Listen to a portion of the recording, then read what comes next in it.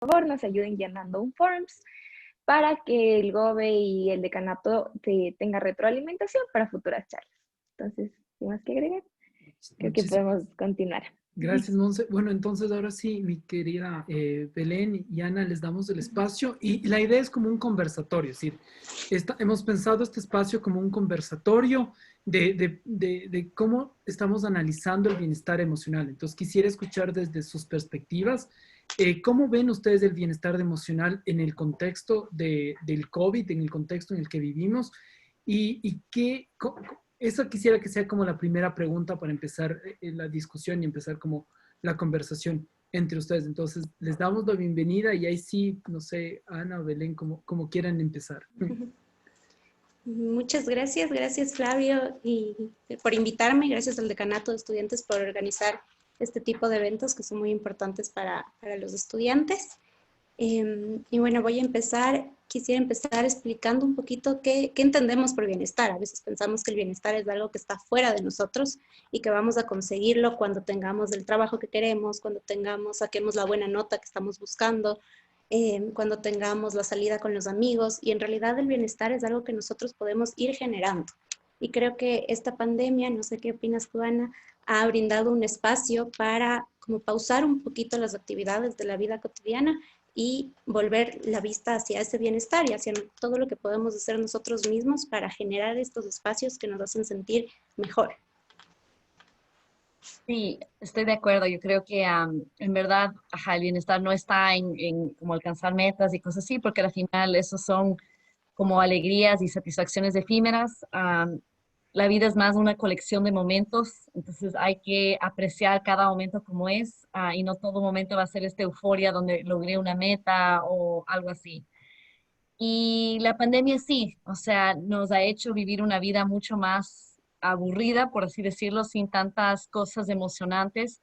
Claro, sí es una receta para problemas de salud mental, ya que las cosas que más predicen episodios de depresión y de ansiedad es justamente estos escenarios de como encierro, donde te aíslas de las personas, no tienes tanta actividad. O sea, nosotros los pacientes con depresión y ansiedad les decimos tienes que ponerte a estar activo, tienes que salir de la casa, tienes que verte con gente, no te aísles, no limites tus actividades, porque eso solo alimenta la depresión. Si ustedes se ponen a pensar, los días que uno se queda en la cama todo el día solo viendo televisión son los días que uno peor se siente al final de ese día.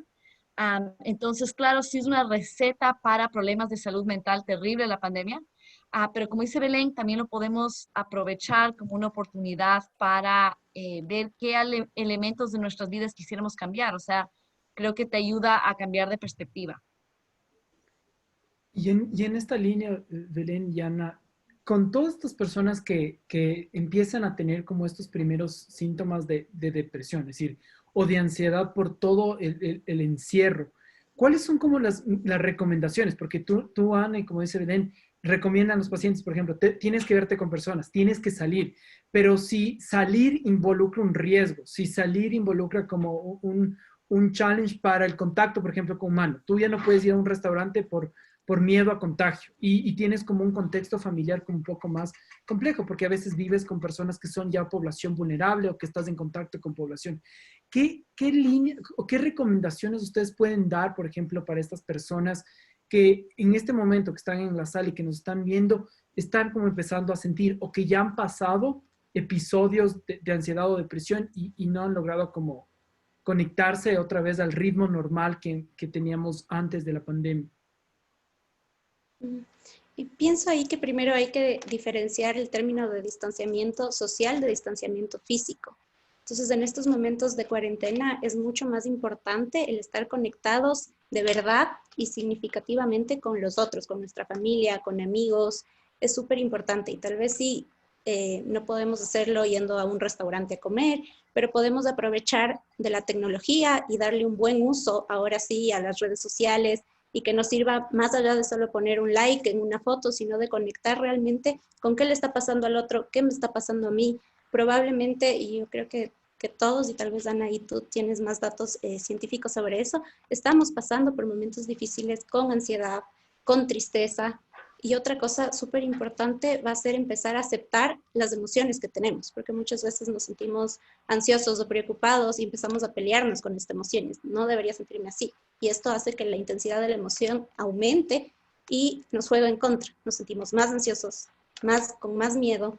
Entonces, lo primero hay que empezar a aceptar también estas emociones, que en este contexto son normales porque estamos ante una situación totalmente nueva en la que no sabemos qué va a pasar ni cómo reaccionar.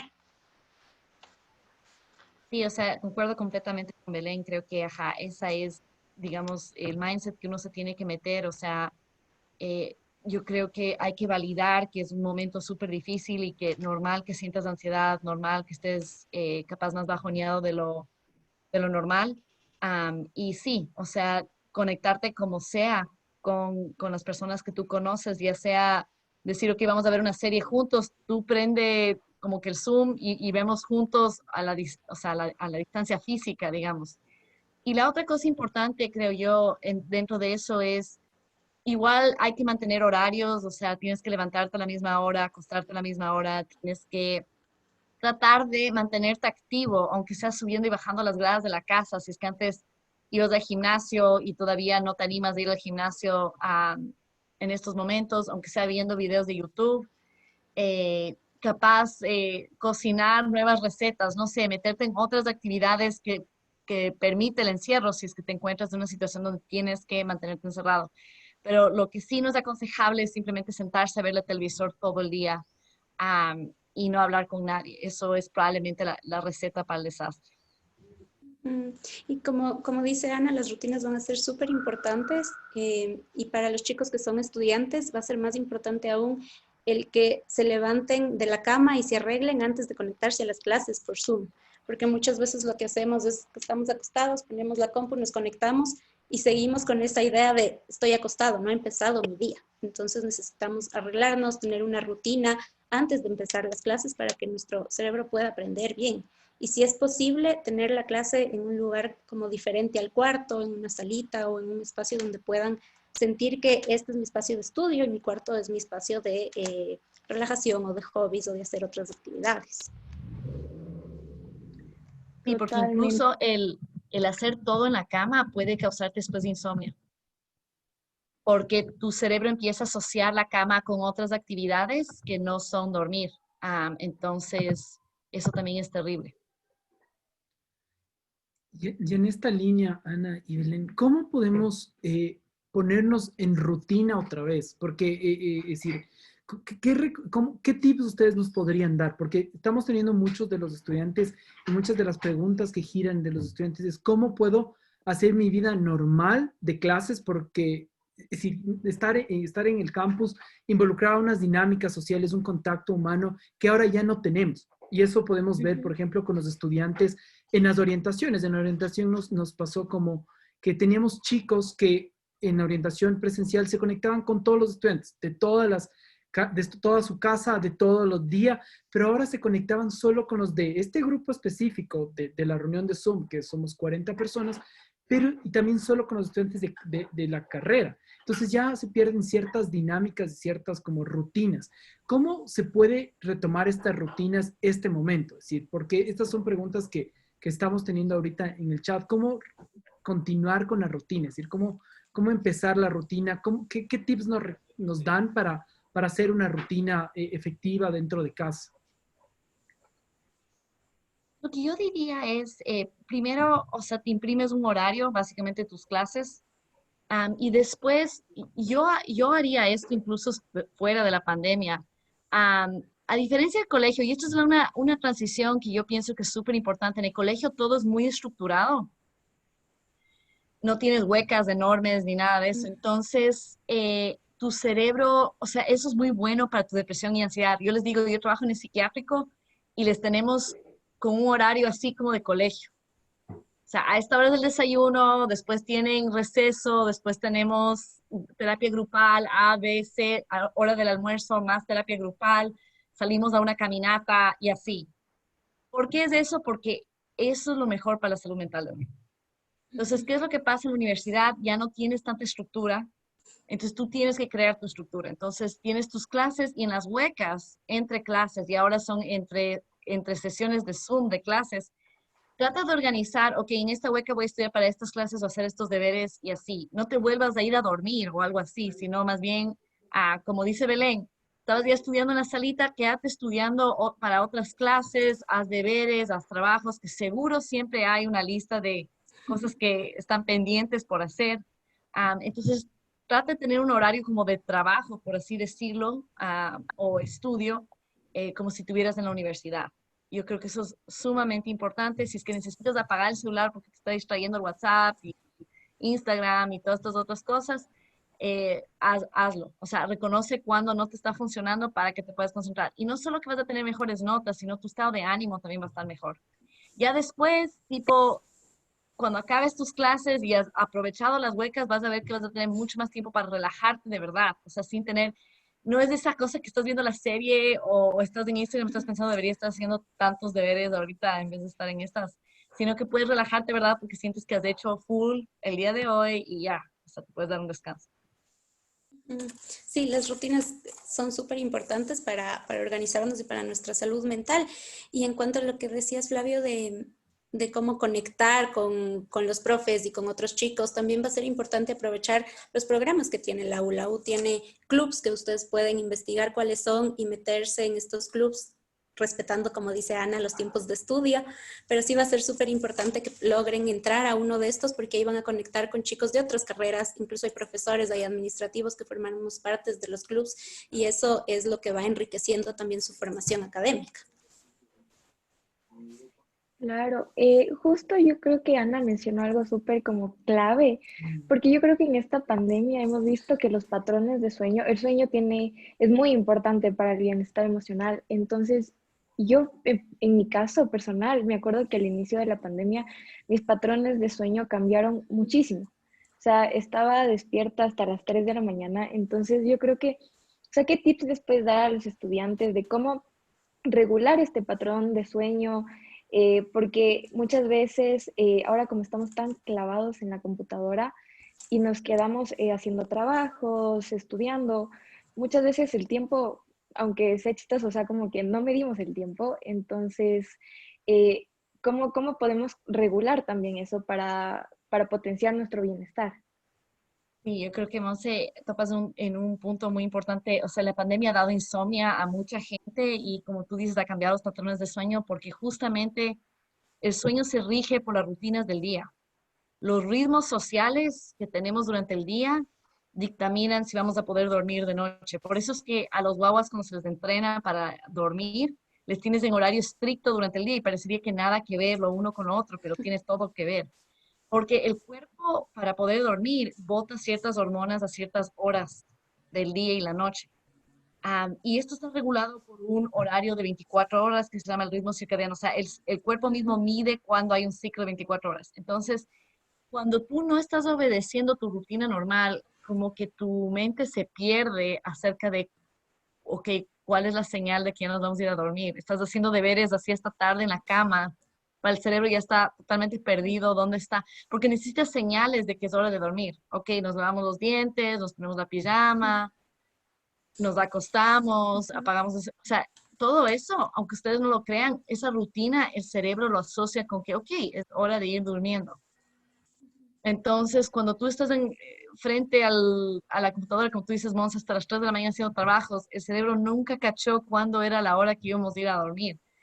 Entonces, lo que yo diría es, como dijo Belén, fuera de la cama, no hagan nada en la cama, traten de sentarse al escritorio, hacer los trabajos, incluso les va a dar dolor de espalda y todo tipo de problemas del estar haciendo todo en la cama. Y traten de respetar los horarios, es decir, levantarse y acostarse todos los días a la misma hora. Yo sé que es súper difícil, es mi meta de todos los días acostarme más temprano, porque en verdad hace un cambio tan enorme. Yo digo, mi vida fuera diferente si me acostaría más temprano y me logro levantar más temprano, pero, ajá, es una de esas cosas que Total. incluso tiene que medio que forzar a hacer. Ujú. Y también creo que ahí va a ser importante qué hacemos antes de irnos a dormir. Como decía Ana, si seguimos haciendo los deberes o si estamos leyendo noticias en Facebook o viendo noticias en la tele, no vamos a poder dormir tranquilos si todas las noticias son del coronavirus y todas las noticias son negativas. Entonces sí es importante que tengamos un espacio también para ver noticias y que no sea antes de irnos a acostar, que podamos acostarnos con algo que nos dé más tranquilidad, no sé, leyendo un libro que te guste o escuchando una música relajante o haciendo respiraciones. Eso va a ayudar a que tengas mejor calidad del sueño. Total. Y Flavio, ¿tú ibas a decir algo? Perdón, vi que... Sí, es decir, tengo una pregunta de Daniel Gavilanes. Dice, para las personas que tal vez viven esto, ¿qué se puede hacer con un ataque de ansiedad cuando no hay a quién acudir? ¿O cómo salir para tomar un respiro? Por ende, ¿cómo puedo construir un espacio seguro y cómodo cuando ese espacio es el mismo donde trabajas? Es decir, no sé si la pregunta está clara, porque yo me perdí, pero sí, Ana y Belén. A ver, creo que de lo que entendí la pregunta un poco es que a veces cuando uno está haciendo en el mismo espacio todo, sientes que, ajá, no tienes ese como lugar para ir que es como un lugar seguro. Y en verdad el cerebro, por ejemplo, a la casa le asocia, y ya he hablado con algunos pacientes de este problema. Uno asocia la casa con diversión, relajación, etcétera. No lo relacionas necesariamente con estudio ya, porque normalmente estudias en la U y después llegas a la casa como que a más a relajarte. Entonces, a mucha gente se le hace difícil a veces estudiar en la casa y así mismo todo ese estrés del trabajo capaz como que sangra a tus momentos de relajación y solo como que sientes de estrés todo el tiempo porque asocia el trabajo con estrés y estás trabajando en los espacios que normalmente son de relajación, entonces todo se vuelve como un shampoo. Entonces, lo que diría yo es, ajá, regresando a lo que dijo Belén al principio, es tener espacios para cada cosa, un espacio para trabajar y espacios como más seguros donde son más de relajación.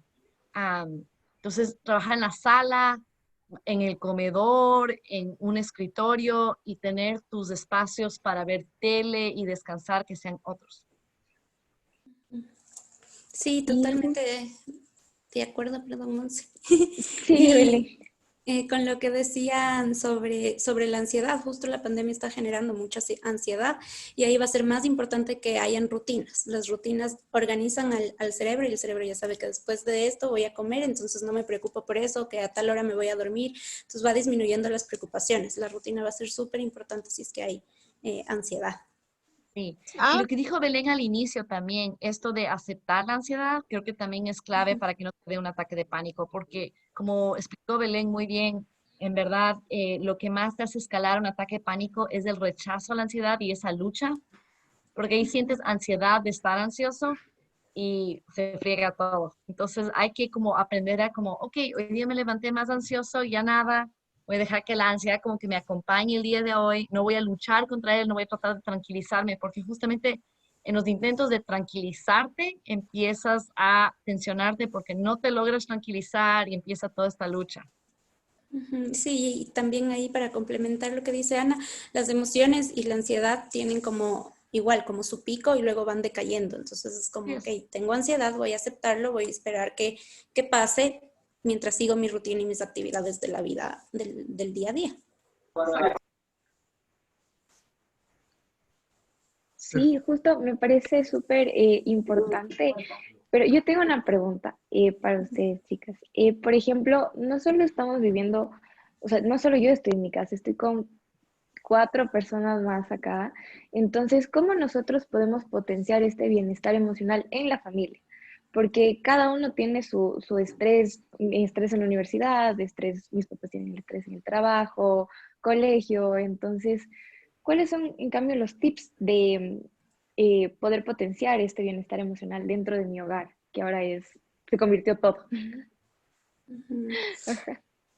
Creo que ahí las relaciones familiares también han tenido la oportunidad de volverse a conectar, se han reconectado porque muchas veces estábamos tan preocupados de ir a la U, de salir, de trabajar, que ya conversábamos muy poco con las personas de nuestra casa. Entonces, esta conexión de la que hablábamos que tiene que ser profunda, esta conexión social, puede ser con los miembros de tu casa, reencontrarse con la familia, tener espacios para compartir entre toda la familia y también tener espacios para uno mismo va a ser importante, porque si solo pasamos con toda la familia y haciendo las actividades que todos quieren, sí puede llegar un momento en el que nos abrumemos. En cambio, si es que tienes un espacio para estar con la familia, un momento en el día en el que comemos, en el que hacemos un juego de mesa, vemos una serie juntos, algo que les guste a todos, y luego yo tengo mi espacio personal en el que puedo estar tranquila y hacer mis actividades, va a ayudar a que las relaciones sociales sean mejor. Y siempre, como tú decías, tener este lado empático de entender que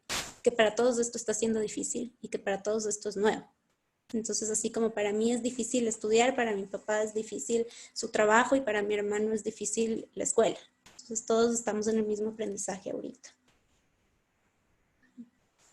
Y hay que aprender a un poco escoger las batallas con personas. O sea, yo creo que hay que entender que no se puede pasar peleando todo el tiempo si es que hay mucha tensión familiar. Yo creo que es difícil vivir entre adultos. O sea, yo creo que si hasta entre dos personas, entre una pareja, a veces terminan divorciando porque no se entienden. Peor si es que hay más gente adulta en la casa y no estamos saliendo y estamos todos encerrados. Entonces tratar de que no haya tanta lucha, tanta pelea, escoger bien por qué cosas te vas a pelear con tus familiares y por qué cosas simplemente vas a como que dejar ir un poco más, como que soltar. Y también puede ser necesario el que haya claridad en qué tengo que hacer. A veces esas reglas están como implícitas y no se dicen, no están claras. Entonces, literalmente, cuando un hijo tiene que lavar los platos, el otro tiene que sacar la basura, para que no haya esta expectativa tal vez de los papás y de los hijos que no saben cuándo cumplen y cuándo no. Entonces, que las reglas estén súper claras también es importante. Y en esa línea quiero solo hacer como una preguntita. Tengo tres preguntas igual del público, pero esta me surgió en base a la conversación. ¿Ustedes qué tips darían en caso de justo lo que tú dices, Belén, como poner las reglas? ¿Qué más se puede hacer en la familia para reducir el conflicto? Porque hay muchos factores que están involucrados en este momento. Es decir, tenemos una presión que es estar todos encerrados en casa. Muchas veces, muchos de estos hijos son de provincia y pasaban la mayoría del tiempo en la ciudad y regresaban como fechas específicas, Navidad y vacaciones de medio semestre, por ejemplo. Y ahora ya no, es decir, ahora ya han estado en casa los últimos 9 meses. ¿Cómo pueden mediar en esta situación? Es decir, por un lado. Y otra, con toda la situación inestable en términos, por ejemplo, económicos, en términos laborales, que muchas familias igual están viviendo de nuestros estudiantes, ¿cómo pueden mediar? Es decir, ¿qué tips ustedes nos dan o qué recomendaciones ustedes nos dan para justamente poder construir un espacio empático, pero con sus libertades y con sus espacios para cada uno de los integrantes de la familia? Entonces, creo que justamente lo que tú dices de tener empatía va a ser importante. O sea, si tú les ves como que a otros familiares pasando por un mal momento, justamente porque están tensionados por la parte económica, el trabajo, la salud, como que ser un poco menos exigente, ¿sí? Yo creo que muchas veces exigimos perfección o solo estamos concentrados en nuestras necesidades, que sí es importante eso, ojo, no digo que te debes aguantar todo, pero capaz tratar de ser un poco empático si le ves un poco tensa a tu familia o hacen algo que a ti te molesta, como ver cómo tú puedes aportar también. Si es que ves que alguien está abarcando algo más fuerte que tú, ¿no? Porque a veces es el caso. Si es que en cambio eres tú el que estás abarcando más y el que está teniendo más dificultades, trata de tener una conversación sincera con tu familia acerca de tus dificultades. Puedes decirles, miren, capaz ando súper mal genio y la razón es que en serio estoy de mal ánimo, estoy con una ansiedad terrible, les pido disculpas, pero realmente, o sea, se me está haciendo como que tratar de expresar abiertamente cómo te estás sintiendo. Y también la otra parte que me parece muy importante ahí es el autocuidado, el saber cuándo a ti también ya te está afectando mucho y tú necesitas cuidar de ti. Y también saber cuándo te tienes que aislar de tu familia, es decir, o sea, pasas mucho tiempo con ellos, pero también en qué momento te retiras a tu cuarto y necesitas como un respiro, un espacio para ti, sin estar con los otros familiares. Yo creo que eso es muy importante y respetar los espacios de otros. O sea, si hubo una pelea, como ya no podemos salir, o sea, fuera de la casa, que aunque sea, las personas se pueden encerrar en sus cuartos, como que darse un respiro para volver a conversar más adelante. O sea, porque a veces cuando uno está muy enojado no es el momento para tener conversaciones tensas. Ujú. Y eso que tú mencionas, Ana, pasa mucho cuando los chicos están en exámenes. Entonces, hay muchos chicos que están en exámenes, están más irritables o no han podido dormir bien, entonces tienen más conflictos. Y hay veces que los papás no entienden por qué se pasa todo el día en la computadora y debería sacar la basura, lavar los platos o ayudar. Entonces, por eso sí, las conversaciones sinceras van a ser súper importantes de decir, ok, esta semana tengo exámenes, por favor necesito concentrarme, voy a cumplir con estas obligaciones o voy a aportar en la casa con esto, pero tengo estos exámenes y eso va a demandar más de mi tiempo. Yo creo que todo se puede llegar a algún tipo de negociación o entendimiento comunicándose. O sea, la comunicación es clave para todo tipo de conflictos. O sea, si tú logras expresar, yo creo que muchas personas entienden si tú dices, mira, hoy día me levanté de a malas porque, por cualquier razón, en verdad, la gente como que entiende más, toma su distancia, como trata de no detonarte tanto y son más comprensivos. Y también creo que pedir perdón es súper importante. O sea, si te portaste mal, si dijiste algo fuera de tono, regresar y pedir perdón es muy importante para como quitar la tensión y el peso en el hogar. Buenísimo. En esta misma línea de la ansiedad, tengo una pregunta de Paola que nos dice, me gustaría saber cómo una persona puede ayudar o qué se hace cuando un familiar o amigo le da un ataque de ansiedad.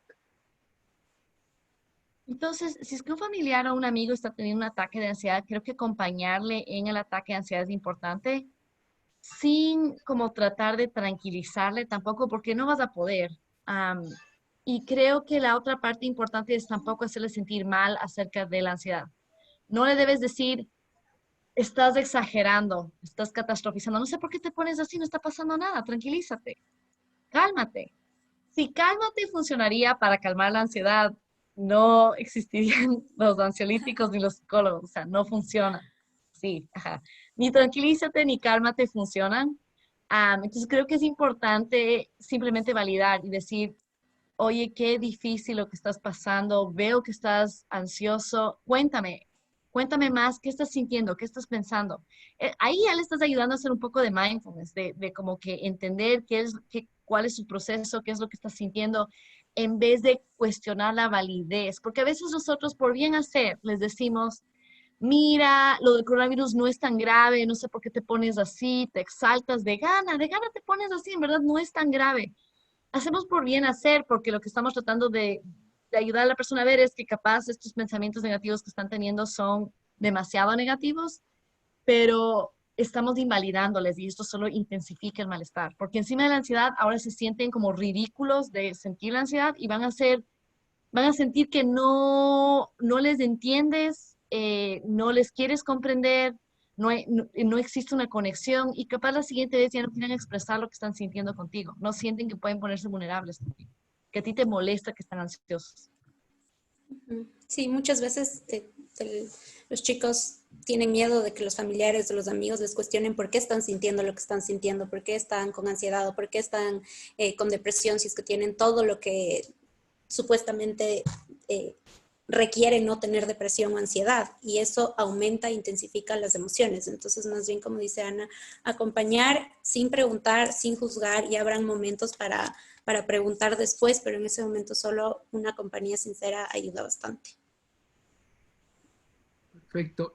Tengo otra pregunta de Michelle justamente relacionado a la ansiedad y a las relaciones en convivencia con el espacio. Dice, es decir, yo tengo una pregunta, realmente toda la vida he sido muy independiente dentro de mi casa y el poco contacto que tenía con mi mamá, uy, se me perdió la pregunta, con mi mamá, con quien vivo, me hacía tener una considerable relación.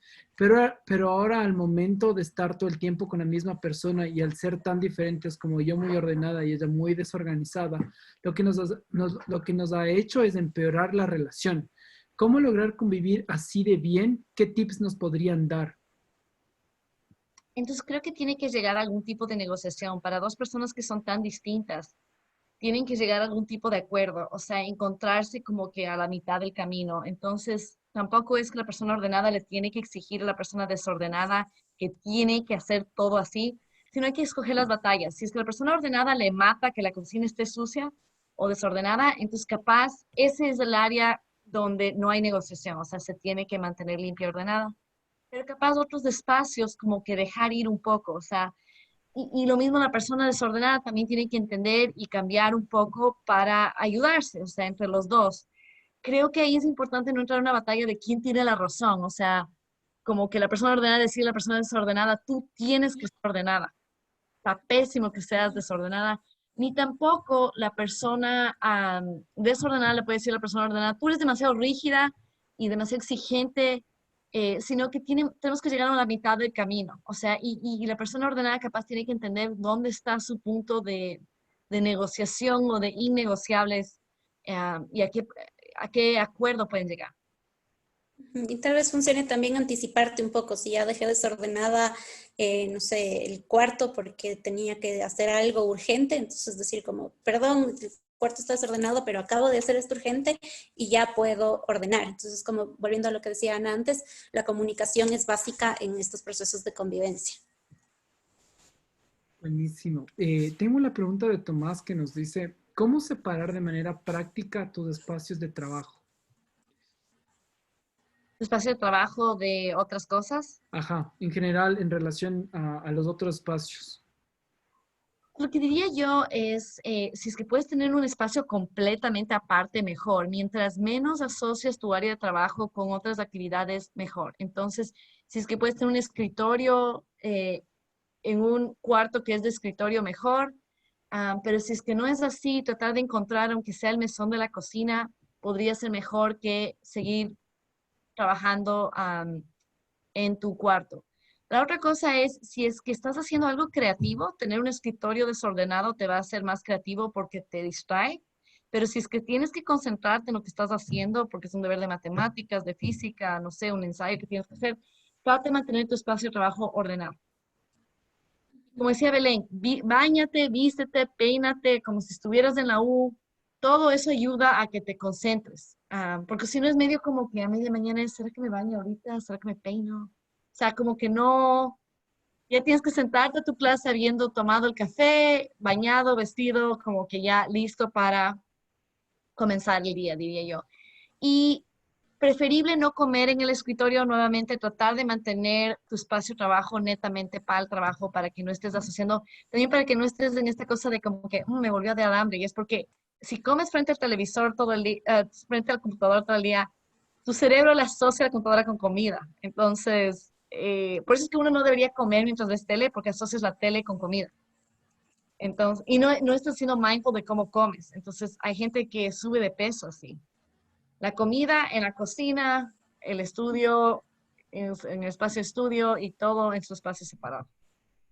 Y si no tienes, no hay posibilidad de tener estos dos espacios físicamente diferentes, sí tener en tu cuarto un escritorio y que en ese escritorio sea el espacio de estudio y tu espacio de relajación, no sé, decorarle más bonito. Justo los chicos que estudian cosas creativas, como decía Ana, les encanta decorar su escritorio, entonces tienen unos escritorios súper chéveres, súper bien decorados, llenos de colores y marcadores y cosas que les sirve para su carrera.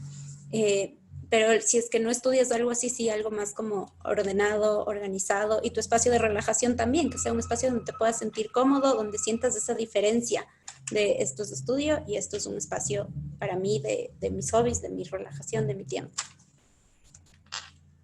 Y en esta línea, Belén y Ana, una de las preguntas es, es decir, ¿cómo ustedes ven o creen que va a afectar a los estudiantes que no se tenga un semestre de vacación en medio semestre? Porque usualmente la universidad tenía un medio semestre de vacación donde los estudiantes acababan el medio semestre, descansaban una semana y regresaban otra vez a continuar lo que faltaba del semestre. ¿Y esto cómo ustedes pueden ver o pueden ver de su experiencia afectar a la salud de los estudiantes y a su desempeño académico?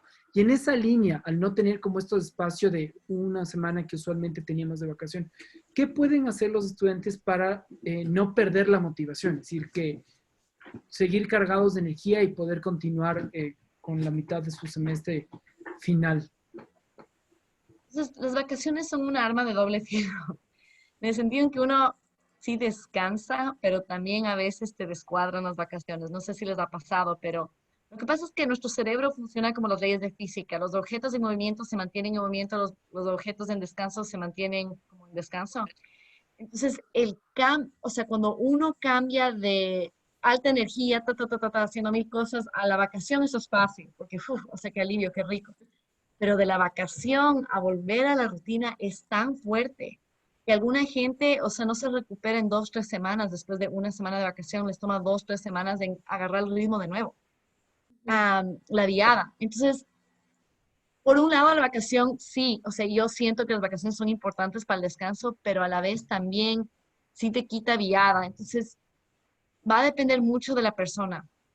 Mi consejo es, traten de tener un horario. Yo sé que siempre repito esto, pero si tienen un horario, lo que va a pasar es que van a tener tiempos de corte donde realmente sienten que descansan. Porque ¿qué es lo que sucede? Si no se organizan bonito durante la semana, toca trabajar full el fin de semana, toca trabajar full las noches y lo que sienten es que siempre están como trabajando, ansiosos, angustiados. eh, no sé si me explico, como que el día y la noche y los fines de semana siempre tienen algo que necesitan hacer, nunca sienten que han acabado ni han cumplido con todo y es como que les persigue el estrés por donde van, o sea, están viendo una película y han decidido que van a descansar esas 2 horas y ver la película, pero es como que no, tengo que hacer esto. También si es que te organizas bien y sientes que has cumplido con full durante el día, aun cuando todavía tienes pendientes, puedes ver una película un poco más relajada que si es que sientes que has pendejeado todo el día y como que medio que sí has ido a las clases, pero no has hecho de parte, cuando estás viendo la película estás como sintiéndote culpable y entonces trata realmente de cumplir durante el día lo que necesitas hacer para poder tener esos espacios de descanso real, donde no está tu mente en dos sitios, porque estás por un lado viendo la película, pero por el otro súper preocupado de todo lo que tienes que hacer. Entonces creo que es importante hacer eso para poder descansar de verdad los fines de semana y un poco las noches, aunque sea una horita de hacer algo para ti. Sí, como hablábamos antes, el bienestar es incorporar estas pequeñas cosas que parecen chiquitas, pero en realidad generan un cambio súper fuerte y grande en nuestra salud mental, como tener una rutina, hacer ejercicio, tener estos espacios de trabajo separados de los espacios de hobbies. Entonces, si ustedes ahorita empiezan a organizarse de esta manera y de tal forma de que en su rutina, como dice Ana, todos los días tienen este espacio de una vacación cortita, no vamos a necesitar la semana de vacaciones larga para recuperarnos, porque ya lo tuve todos los días, entonces lo voy a mantener. Eso va a ser súper importante para la transición de semestre a semestre.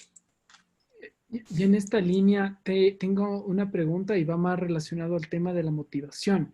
¿Qué consejo podrían darnos para mantener la motivación elevada en el día a día sobre nuestros proyectos personales? ¿Cómo también combatir a veces la sensación de desmotivación por todo el espacio de estar a veces en casa, de a veces de estar como muchas personas, de lo que vemos en los comentarios que nos ponen aquí, muchas personas, por ejemplo, pasan en pijama la mitad del día. Entonces, ¿cómo lograr que la motivación no se pierda y ir como generando estas estructuras? Yo Yo creo creo que que bañarse, peinarse, arreglarse todos los días es esencial. O sea, yo sé que uno dice, pucha, no voy a ni salir de la casa, ¿para qué? Pero es lo peor que puedes hacer pasar en pijama todo el día. O sea, realmente para el ánimo, para todo. Entonces, yo creo que sí es importante que te trates de arreglar todos los días, aun cuando no vayas a salir. Y la otra cosa que es importante es que la gente piensa que la motivación viene previo a la acción, que necesitas motivación para actuar, pero no es así. Ahora actuar te motivas. Entonces, si es que todos los días no te bañas y pasas en pijama, etcétera, es como que el cerebro se olvida de cuál es el punto de vestirte. Si empiezas a obligarte a vestirte, el cerebro después se motiva a vestirte. ¿Sí me explico? Yo acabo de pasar por la maternidad y la maternidad, Dios, si era pucha, qué pereza, más no te entra nada, entonces, ¿para qué te arreglas? Pero, y va a sonar estúpido esto, pero digo yo, o sea, por ejemplo, para hacer como que stories en Instagram o para un video, decía, no, pues, o sea, voy a arreglar algo.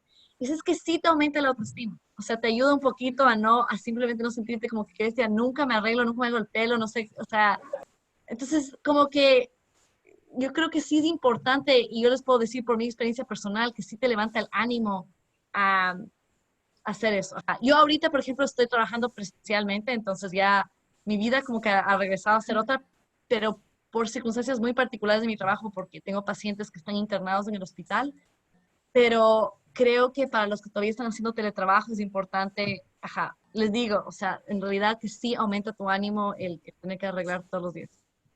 Sí, y lo que dice Ana de la motivación que viene antes o después de la acción, se puede ver cuando hacemos ejercicio. A veces es como, ay, qué pereza hacer ejercicio, no quiero. Te pones a hacer ejercicio y acabas y te sientes súper motivado y qué chévere que hice, qué bueno. Entonces, eso es lo que va a ir pasando poco a poco si es que se levantan y se bañan y se arreglan todos los días. Y no lo, pónganlo a prueba, pongan un día, ok, mañana me voy a levantar para ver si lo que dijeron en la charla de bienestar es verdad o no, y vean cómo se sienten al final del día, si cambió en algo su día, si cambió en algo su sensación de bienestar, si se sienten más tranquilos, más a gusto consigo mismos, entonces ahí van a empezar a seguirlo. Y si hay un día en el que no lo hacen, tampoco se culpabilicen, no se martiricen con la idea de no, es que ahora ya no lo hice porque eso va a hacer que los siguientes días no lo hagas. Es como, ok, bueno, hoy no lo hice, pero desde mañana de nuevo, me levanto y me baño y me arreglo y salgo del cuarto y tengo las clases en otro espacio. Entonces, como día a día, como objetivos diarios. Este día me voy a arreglar, me voy a hacer y al día siguiente de nuevo. Ok, hoy voy a hacerlo de nuevo. Sí, incluso de hora a hora, si es que has procrastinado, si has aplazado todas tus tareas durante el día, ok, tengo la siguiente hora. O sea, creo que la culpa es de las peores cosas que podemos tener. La culpa no es motivante. La culpa es de las cosas más desmotivantes. Pensamos que si nos martirizamos con culpa y nos hacemos ver cómo nos hemos equivocado, nos va a motivar a cambiar, pero es completamente al contrario. Tienes que dejar ir cuando te has equivocado y más bien tratar de, como dice Belén, de pensar en, ok, mañana es otra oportunidad, no pasa nada. No pasa absolutamente nada. Buenísimo. Tengo una pregunta que es más relacionado a los antidepresivos y ansiolíticos.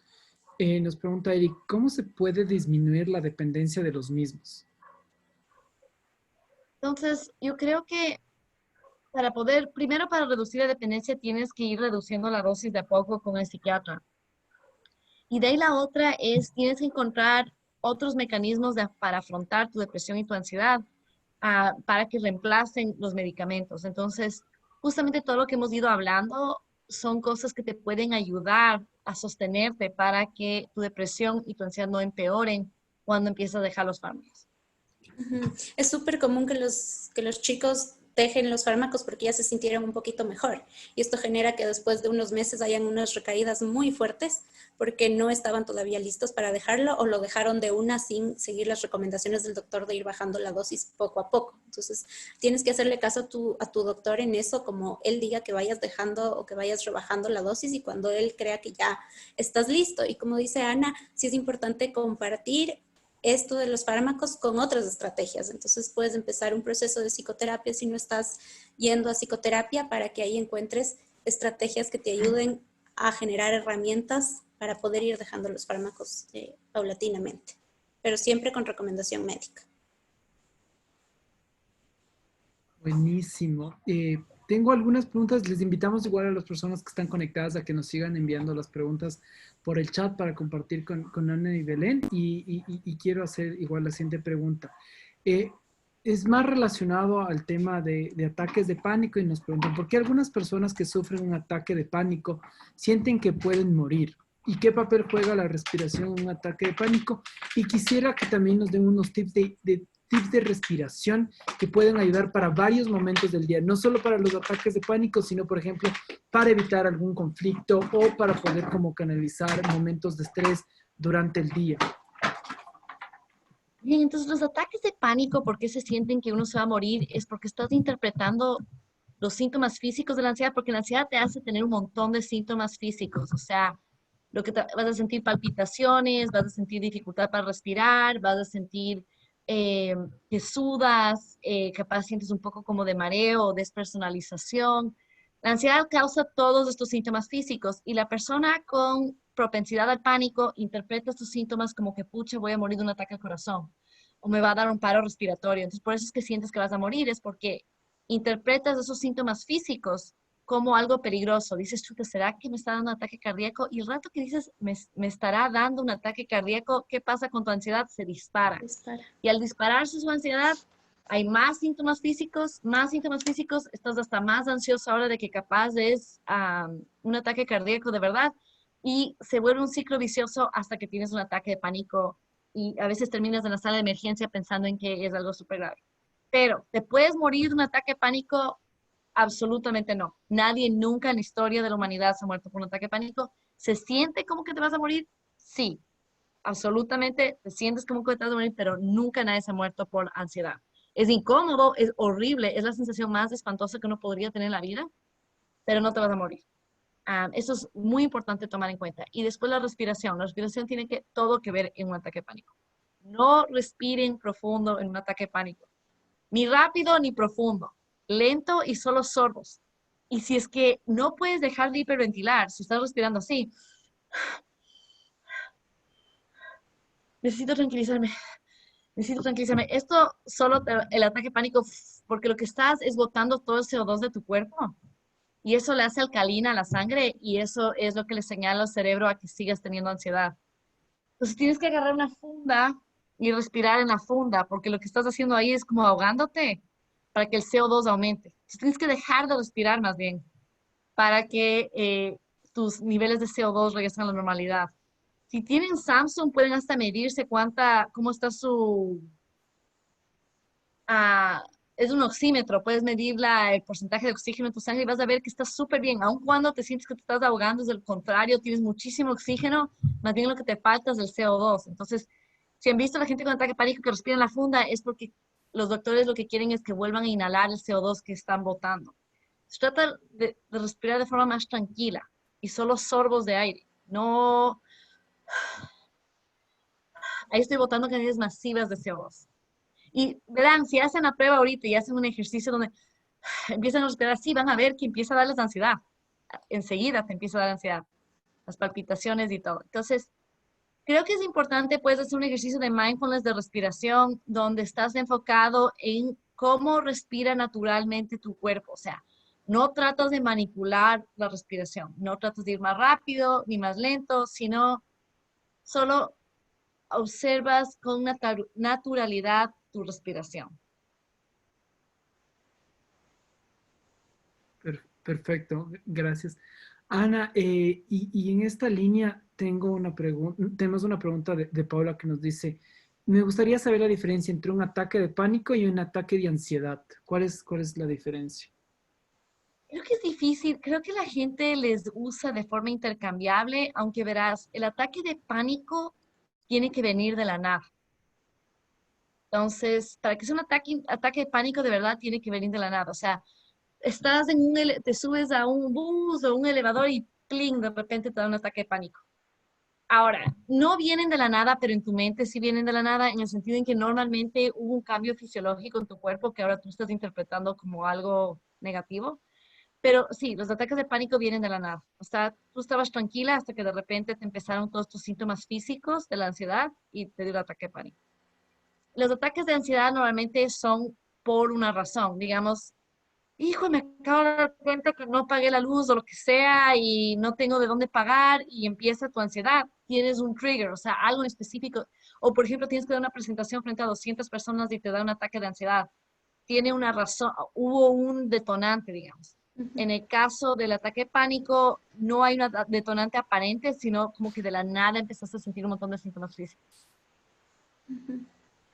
Igual en el ataque de pánico, aunque empieces a sentir los síntomas físicos de la nada, como dice Ana, sí hay detrás una cadena de pensamientos que te lleva a eso en ese determinado momento, pero no lo sabes reconocer porque se activó en un lugar que no tiene nada que ver con tu ansiedad.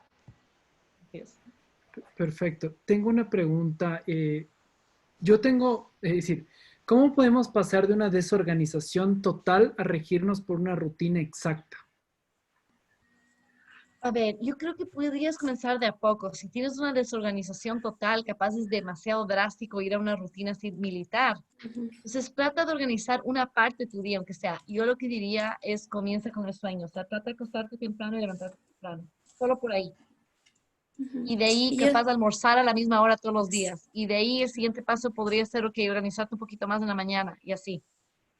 Y yo diría también tener estas horas de sueño y alimentación como ya establecidas y tener al principio espacios en tu día en el que digas, ok, un espacio para estudiar, un espacio para estar con mi familia, un espacio para hacer algo para mí, un espacio personal. Y luego ya irle estableciendo en un horario más fijo, pero al principio solo tener dividido el día como en secciones. Eso va a ayudar a que luego puedas ya pasar a un régimen más estricto. Perfecto. Tengo una pregunta en lo que hablaban justamente de la visita al psiquiatra. Dice, tengo amigos que han tenido que dejar su tratamiento con el psiquiatra por la condición económica que están atravesando. ¿Qué creen que pueden hacer en su lugar?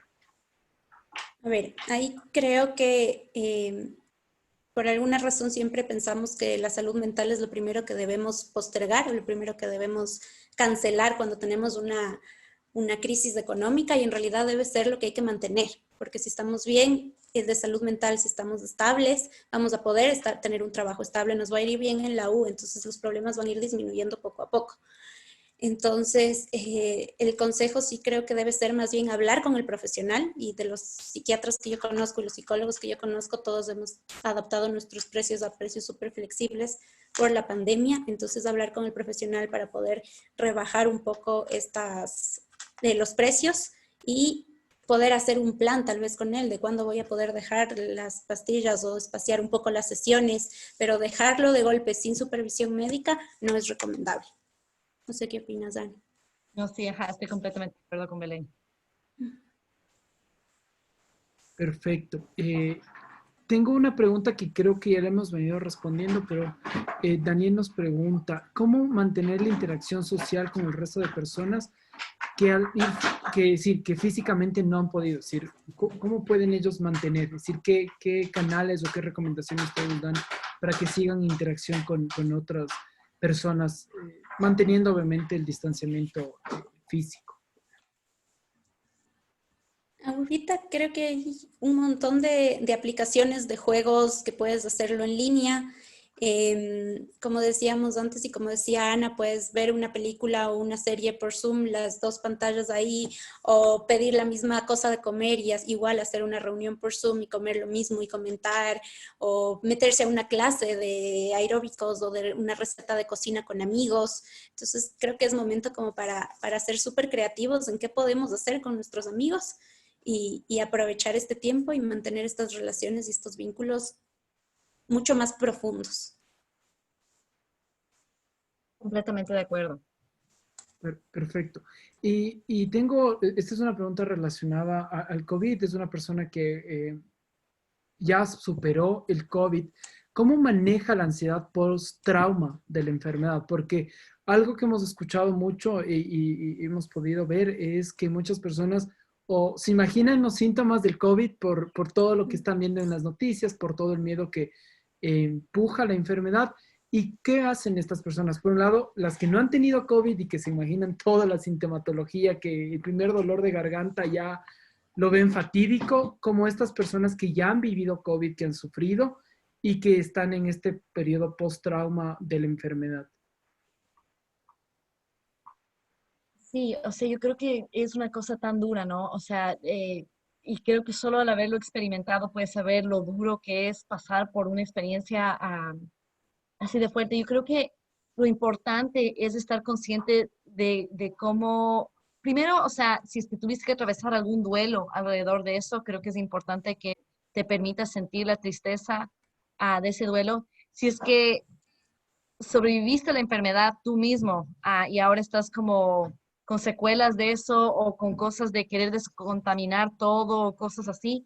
Creo que es importante notar cuándo estás haciendo eso. O sea, hay una parte de eso que es normal y que lo deberías hacer porque hay que regirse por las normas de sanidad y etcétera, pero cuando está como que impidiendo tu vida, como por ejemplo tener que desinfectar cada funda del Supermax y así, ¿a qué punto capaz estás llegando a una exageración donde está ocupando demasiado tu día?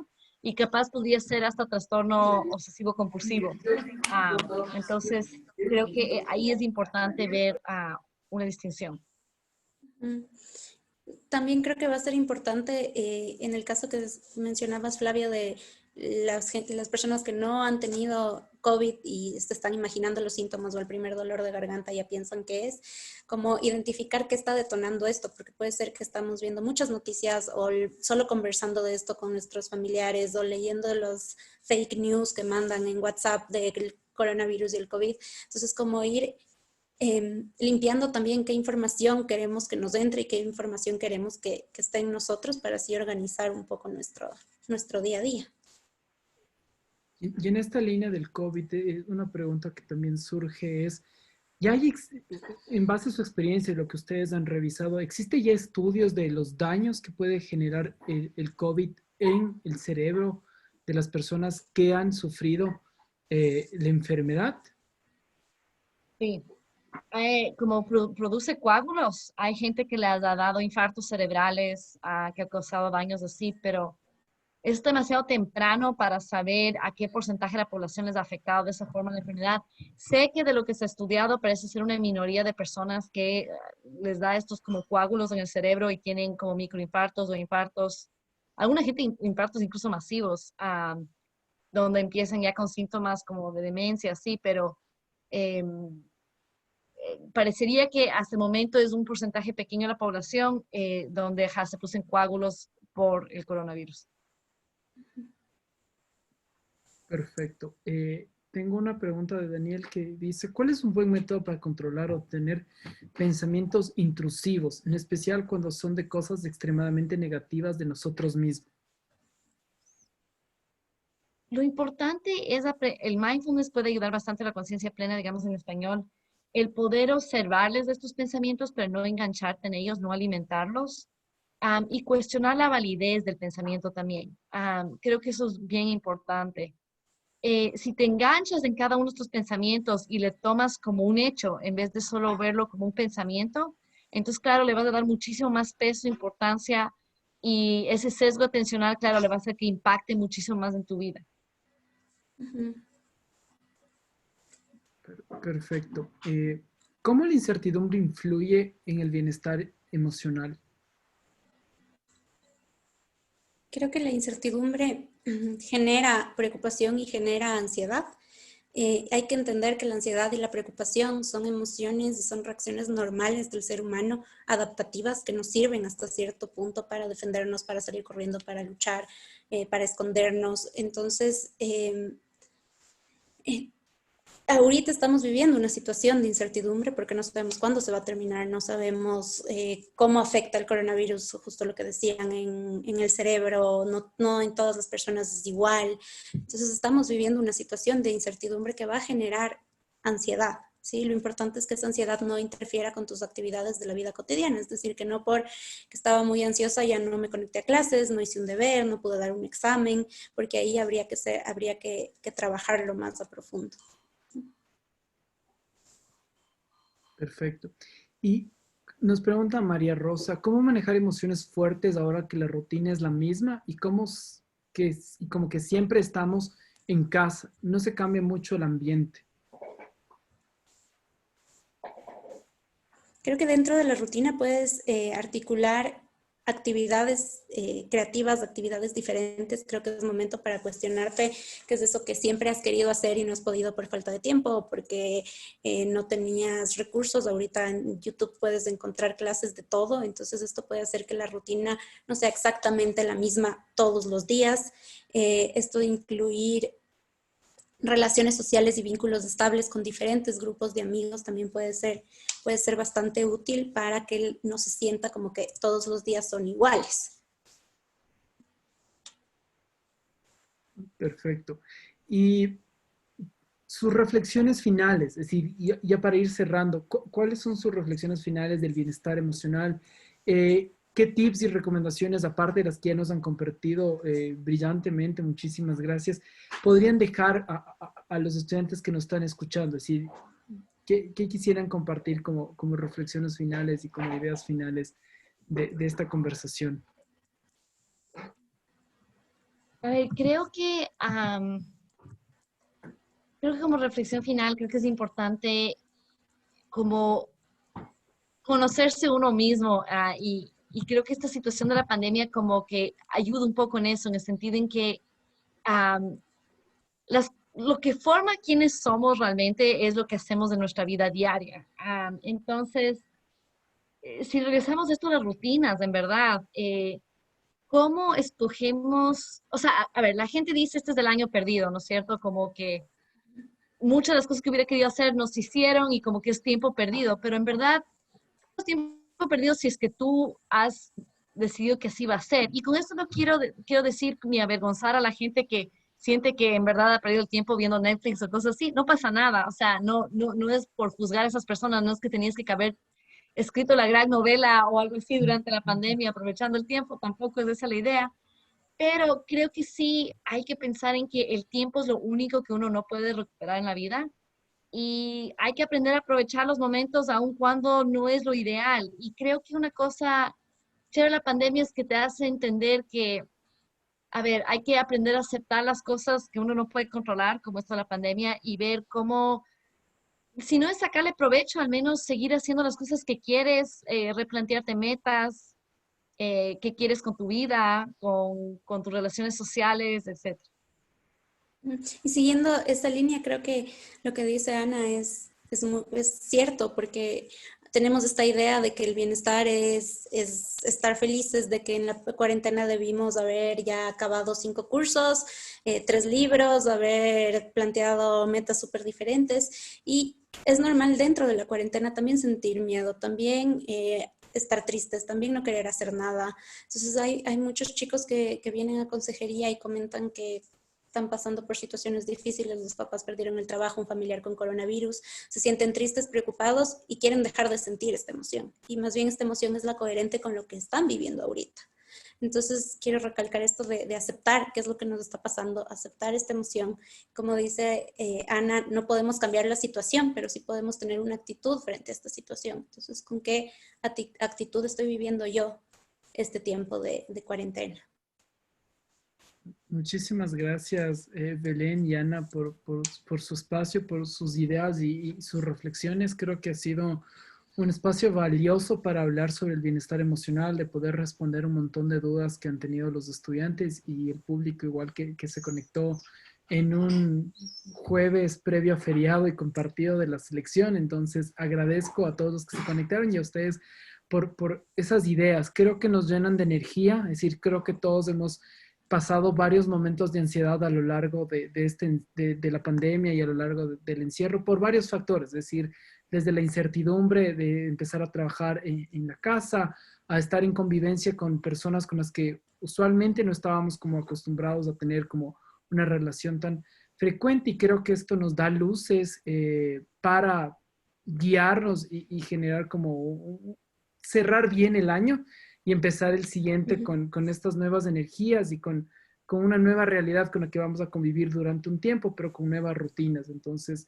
gracias Ana, gracias Belén. Monse, no sé si tú quieres agregar algo más. No, agradecerle a Ana y a Belén, la verdad, como dijo Flavio, es algo súper valioso todo lo que nos dijeron. Creo que ahorita cualquier recurso, tip que nos puedan dar siempre es como bienvenido en este momento súper difícil. Entonces, gracias Ana, gracias Belén por apoyar la iniciativa del GOBE y del decanato, por tomar esa iniciativa. Qué emoción.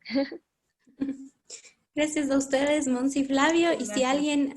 alguno de los estudiantes siente que quiere profundizar sobre algún tema o tiene alguna pregunta que no se respondió o que tal vez no se atrevió a preguntar, puede escribirnos a consejeriapsicológica@usfq.edu.es y agendamos una cita para poder conversar a profundidad sobre estos temas de bienestar.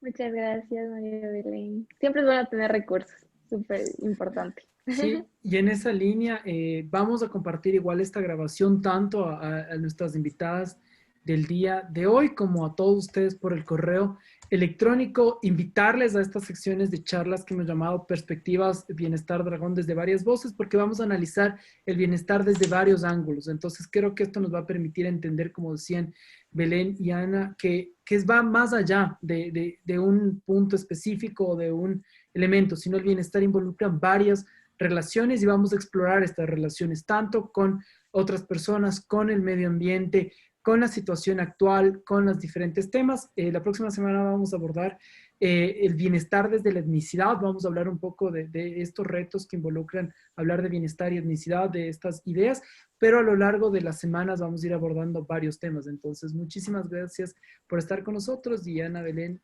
muchísimas gracias por siempre apoyar las iniciativas que hacemos desde el Decanato de Estudiantes y desde el GOV. Sí, justo una última, porque me preguntó Tomás, tienen que estar pendientes de las redes sociales del GOVE, porque ahí vamos a estar publicando todas las charlas que dice Flavio. Justo Tomás me preguntó cómo puedo acceder a estas charlas. Ahí siempre les vamos a pasar el link de Zoom, muchas veces también va a ser por IGTV, entonces ahí les vamos a estar diciendo por qué medios pueden acceder a estas charlas. Sí, sobre esa duda igual, solo para acotar, Monse, les mandamos igual por correo electrónico, entonces revisen a los estudiantes de la universidad sus correos electrónicos, y a quienes no son estudiantes de la universidad y están interesados, porque este espacio también fue creado para estos futuros dragones, les vamos igual a enviar a sus correos electrónicos, y sigan pendientes a las redes sociales. Entonces, tengan un buen feriado para los que tienen feriado, y si no, que tengan una linda noche y que sigan disfrutando, y cuídense mucho. Gracias, chao.